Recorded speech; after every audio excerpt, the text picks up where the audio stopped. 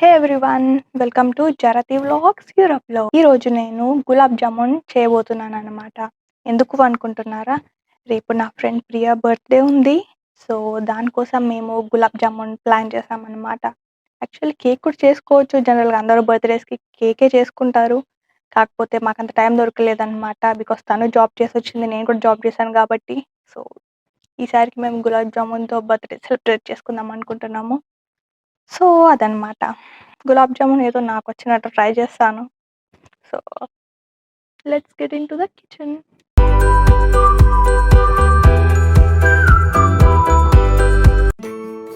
So నా దగ్గర ఉండింది అయితే ఇదే ఇన్స్టంట్ మిక్స్. సో దీంతో ట్రై చేయబోతున్నాను అనమాట.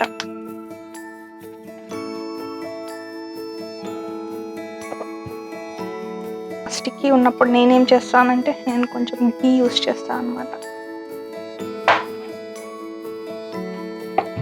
మాకు ఇక్కడైతే బటర్ గే దొరుకుతుంది.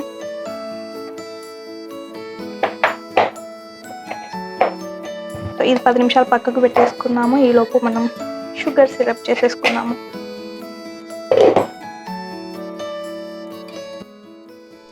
యాక్చువల్లీ తన బర్త్డే వచ్చేసి last month, but I'm too lazy to edit అనమాట.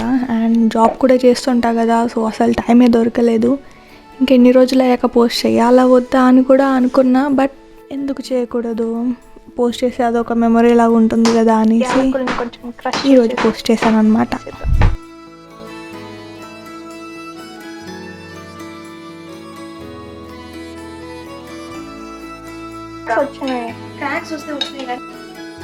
అసలు వీటిని గులాబ్ జామున్లని అంటారా అని మీరు అడగొచ్చు.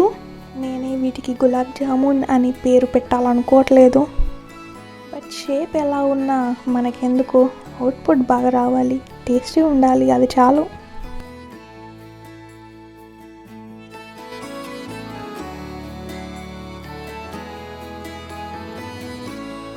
అయింది. Happy birthday Priya. థ్యాంక్యూ అక్క. స్వీట్ చేశాను, గులాబ్ జామున్ ఎలా ఉన్నా పర్లేదు.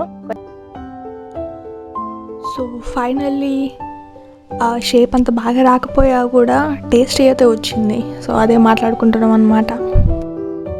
ఎమ్మి ఎమ్మి ఇయర్ తర్వాత 1.5 year తర్వాత కదా అదనమాట. నీ బర్త్డే స్పెషల్. సింపుల్గా ఇద్దరమే అసలు. ఎవరిని ఇన్వైట్ చేయలేదు, పెద్ద ప్లాన్ కూడా లేకుండే.